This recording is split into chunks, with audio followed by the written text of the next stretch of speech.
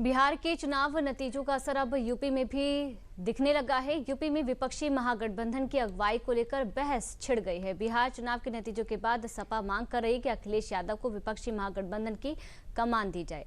हालांकि कांग्रेस को ये नसीहत रास नहीं आ रही है। सवाल है कि आखिर सपा अखिलेश का नाम आगे क्यों बढ़ा रही है, वहीं और कांग्रेस राहुल गांधी के नाम पर ही क्यों अड़ी हुई है। और सबसे बड़ा सवाल ये है कि दोनों नेताओं का रिकॉर्ड क्या कहता है। सारे सवालों का जवाब जानने के लिए देखिए हमारी खास रिपोर्ट। जनता, समाजवादी पार्टी के कार्यकर्ता और हम सब लोग ये चाहते हैं कि इंडिया गठबंधन की अगुवाई समाजवादी पार्टी के राष्ट्रीय अध्यक्ष माननीय अखिलेश यादव जी करें। पहले यूपी लीड कर लेना, अभी तो 27 है, अभी 27 आ रहा है ना, 27 की बात कर लेंगे। सियासत में स्वीकार्यता सहभागिता पर निर्भर करती है, चाहे वो दल हो या फिर कोई नेता। बिहार में विपक्षी गठबंधन को मिली करारी हार के बाद सहभागिता और स्वीकार्यता दोनों पर बहस छिड़ गई है। विपक्षी गठबंधन की अगुवाई को लेकर बयानबाजी भी शुरू हो गई है। सपा मांग करने लगी है कि विपक्षी महागठबंधन की कमान अखिलेश को दी जाए। सपा नेता रविदास मेहरोत्रा ने हाल ही में खुलकर इसकी मांग भी की थी। जनता, समाजवादी पार्टी के कार्यकर्ता और हम सब लोग ये चाहते हैं कि इंडिया गठबंधन की अगुवाई समाजवादी पार्टी के राष्ट्रीय अध्यक्ष माननीय अखिलेश यादव जी करें। बिहार में भले ही तेजस्वी यादव के विपक्ष का सीएम चेहरा बनाया गया था, लेकिन चुनाव कैंपेन की शुरुआत से ही राहुल गांधी विपक्षी महागठबंधन के पोस्टर बॉय थे। राहुल की अगुवाई में ही बिहार में वोटर अधिकार यात्रा भी निकाली गई थी। यही नहीं, कांग्रेस ने बिहार में करीब 61 सीटों पर चुनाव भी लड़ा था, लेकिन उसे महज 6 सीटों पर जीत नसीब हुई। बिहार में कांग्रेस को करारी शिकस्त झेलनी पड़ी। बिहार विधानसभा चुनाव में वोट शेयर 8.71% रहा। 2020 बिहार विधानसभा चुनाव में कांग्रेस ने 19 सीटें जीती थी। बिहार चुनाव में राहुल गांधी का SIR का नैरेटिव भी फेल रहा। राहुल गांधी विपक्षी महागठबंधन के पोस्टर बॉय हैं और उनकी अगुवाई में न सिर्फ कांग्रेस को करारी हार मिली, बल्कि RJD भी महज 25 सीटों तक सिमट के रह गई। ऐसे में अगुवाई पर सवाल उठना भी लाजमी है, लेकिन कांग्रेस को न तो ये सवाल पसंद आया, न ही सपा का सुझाव। कांग्रेस सांसद इमरान मसूद ने सपा को महागठबंधन की कमान की जगह यूपी के चुनाव पर ध्यान देने की नसीहत भी दे डाली। पहले यूपी लीड कर ले भाई, पहले यूपी लीड कर लेना, अभी तो 27 है, अभी 27 आ रहा है ना, 27 की बात कर लेंगे। राहुल जी का कोई मुकाबला नहीं है।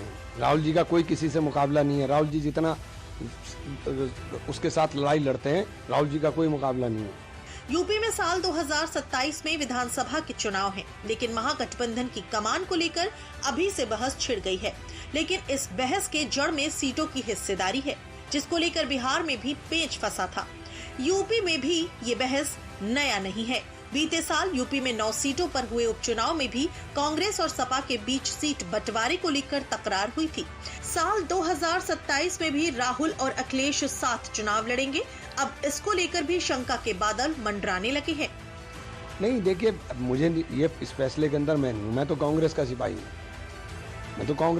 हूँ।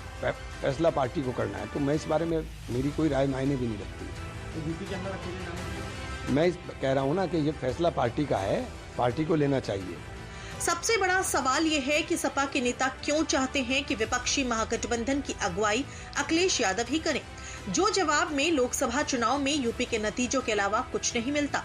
क्योंकि लोकसभा चुनाव छोड़ दिया जाए तो अखिलेश यादव भी चुनाव दर चुनाव नाकाम ही साबित हुए हैं। सबसे बड़ा उदाहरण तो यूपी का उपचुनाव ही है, जहां सपा को करारी शिकस्त मिली थी। और ताजा उदाहरण बिहार है, जहां अखिलेश यादव सीएम योगी के सामने बेअसर रहे थे। बिहार में यूपी के सीएम योगी आदित्यनाथ ने एनडीए के लिए 31 चुनावी सभाएं और रैलियां की, जिसमें 31 में से 27 उम्मीदवार जीतने में कामयाब रहे। सीएम योगी का बिहार चुनाव में स्ट्राइक रेट 87% से अधिक रहा। वहीं अखिलेश यादव की बात करें तो उन्होंने बिहार में 22 सीटों पर महागठबंधन के लिए प्रचार किया। अखिलेश यादव ने जिन 22 सीटों पर प्रचार किया, उनमें से सिर्फ 2 सीटें ही जीती। उनका स्ट्राइक रेट मात्र 9% रहा। इन आंकड़ों के हिसाब से तो अखिलेश यादव की दावेदारी में भी कोई दमखम नहीं दिख रहा है। यही वजह है कि कांग्रेस अभी भी अपने नेता राहुल गांधी का बचाव कर रही है। लेकिन एक बात तो तय है, चाहे बात विपक्षी महागठबंधन में सीट बंटवारे की हो या फिर महागठबंधन के अगुवाई की, यूपी की सियासत में बवाल होना तय है।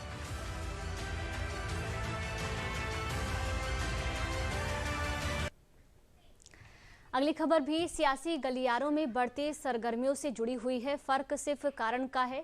यूपी में एसआईआर को लेकर पक्ष विपक्ष में वार पलटवार जारी है। एसआईआर के खिलाफ अखिलेश यादव के ट्वीट पर यूपी के डिप्टी सीएम ने पलटवार कर दिया है। एसआईआर को लेकर यूपी में बढ़ते सियासी पारा के पूरे मामले को जानने के लिए देखिए इस रिपोर्ट में।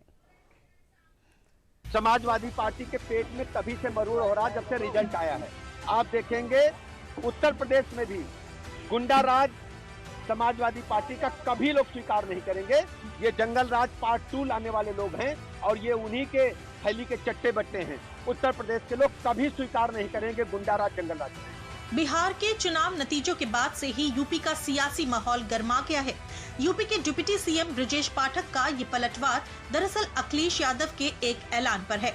अखिलेश यादव ने बिहार चुनाव के नतीजों के बाद एक ऐलान किया था कि वो यूपी में एसआईआर नहीं होने देंगे और जब आगरा में मीडिया ने डिप्टी सीएम ब्रजेश पाठक से इस बाबत सवाल किया तो वो सपा पर न सिर्फ बरसे बल्कि एक सियासी भविष्यवाणी भी कर दी।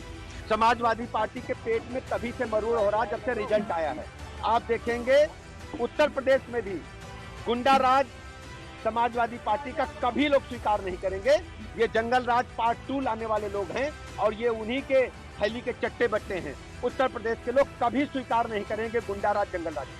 डिप्टी सीएम ब्रजेश पाठक ने साफ लहजों में कह डाला कि यूपी में समाजवादी पार्टी का हाल आरजेडी जैसा ही होगा, यानी बिहार के जनादेश को यूपी से जोड़कर बीजेपी सपा पर मनोवैज्ञानिक दबाव भी डाल रही है।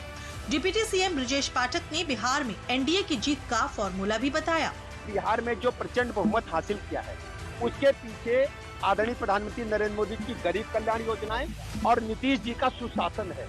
जनता जंगल राज से मुक्ति चाहती थी, गरीबी से मुक्ति चाहती थी। आज बिहार रफ्तार पकड़ चुका है। बिहार विकास में तेजी के साथ आगे बढ़ रहा है।